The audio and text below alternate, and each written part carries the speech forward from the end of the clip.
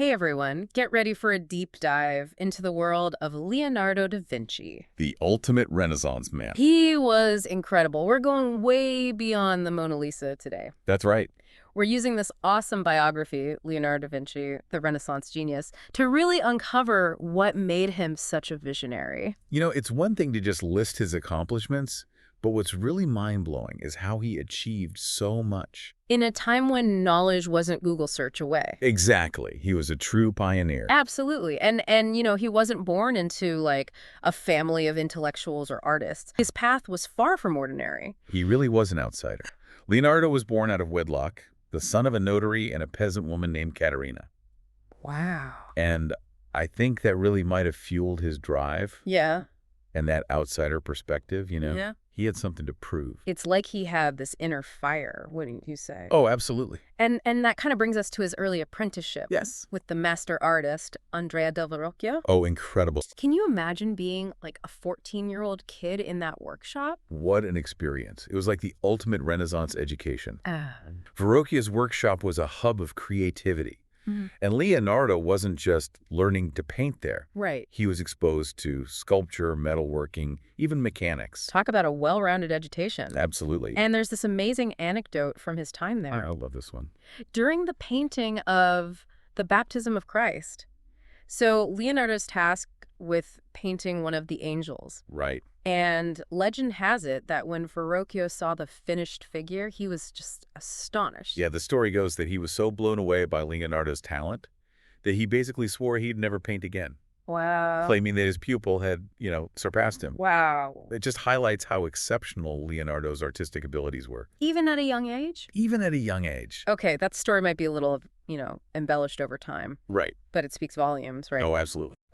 But what always fascinates me about Leonardo is that he wasn't content with just being a brilliant artist. Of course not. He had this insatiable curiosity that went so far beyond canvas and paint. Right. He was obsessed with anatomy. Yes. But not just like surface level stuff. He wanted to understand the human body inside and out, literally. Oh, absolutely. He took his anatomical studies to extraordinary lengths. I mean, we're talking dissections on cadavers. Whoa! To really understand how everything worked. That was pretty radical for the time. Very radical. Yeah. And not for the squeamish. I can't even imagine how he got access to cadavers back then. Right. But it definitely shows his dedication to understanding the human form. It wasn't just morbid curiosity, though. Right. Leonardo's anatomical sketches weren't simply scientific documents. They were directly linked to his art. Wow. This deep understanding of human anatomy allowed him to portray figures with this incredible realism and accuracy. It's like he was building his paintings from the inside out. Exactly. Are there any specific examples where we can really see this anatomical precision shining through in his work? Oh, tons. I mean, take a look at his iconic The Last Supper, for instance. Okay. Notice how realistically he renders the disciples' postures and expressions? I do. That's a direct result of his deep understanding of musculature and skeletal structure. Wow. I never made that connection before. It's all connected. It's like he could see beneath the skin, capture that essence of movement and emotion. Exactly. But this is Leonardo we're talking about. Right? The man of many talents. It's almost like his anatomical studies sparked another passion invention. Oh, absolutely. He was fascinated by flight, right? Right. And he didn't just, dream of flying. He studied it. He meticulously observed birds in flight. Wow. Sketching their wings, analyzing their movement. So cool. His famous flying machine design. Cool. With that intricate wing structure, it was a testament to this blend of scientific observation and just imaginative engineering. It's amazing how he connected his observations of nature to his inventions. Are we talking actual blueprints here? Or more like sketches and ideas? His notebooks are filled with detailed designs, not just whimsical sketches, We're talking an armored vehicle, a hydraulic pump, even a helicopter prototype, all conceived centuries before their time. Wow. These weren't just sleights of fancy. They really demonstrate a firm grasp of mechanical principles. It's mind-boggling how far ahead of his time he was. Speaking of his notebooks, those have become legendary in their own right. They really have. What kind of insights did they offer into Leonardo's mind? Well, his notebooks were more than just a collection of inventions. They were like a testament to his insatiable curiosity. They contained everything, from anatomical sketches to botanical observations. philosophical musings, even grocery lists, believe it or not. No way. It's like peeking directly into his brilliant, multifaceted mind. It must have been like discovering like a hidden treasure trove of knowledge when these notebooks finally came to light. What's incredible is that some of his inventions were so advanced that they weren't even realized until centuries later. I know, it's incredible. Talk about a visionary. But amidst all his scientific pursuits, Leonardo still found time to create some of the most recognizable artwork in history. It's unbelievable, right? Let's talk about The Last Supper. I mean, this painting is iconic. It truly is. What is it about The Last Supper that makes it so captivating, even after all these centuries? This masterpiece. Well, it depicts that dramatic moment when Jesus announces his impending betrayal, Yeah. and it's housed in a Milan monastery. Mm-hmm. But Leonardo's genius, it's evident in every single aspect of this painting, from the composition to the emotional depth he conveys. I've always been captivated by the way he arranged the figures in that painting. Oh, I know what you mean. It's so deliberate, so powerful. Exactly. He used this technique called linear perspective, which basically draws the viewer's eye to the vanishing point Jesus himself at the center of the composition. And the way he grouped the disciples, their postures, their expressions, it all adds to the emotional impact of the scene. It's like he understood the psychology of visual storytelling centuries before filmmaking even existed.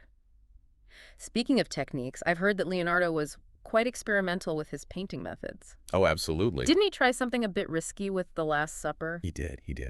In his quest for, greater realism and vibrancy, Yeah. Leonardo decided to experiment with his paints. Instead of using the traditional fresco technique, which involves painting on wet plaster, Right. he opted for a blend of oil and tempera paints on dry plaster. Interesting. I remember reading somewhere that this technique didn't quite stand the test of time. Yeah, unfortunately, you're right. This experimental mixture, it made the painting extremely fragile. And over the centuries, The Last Supper has suffered significant damage.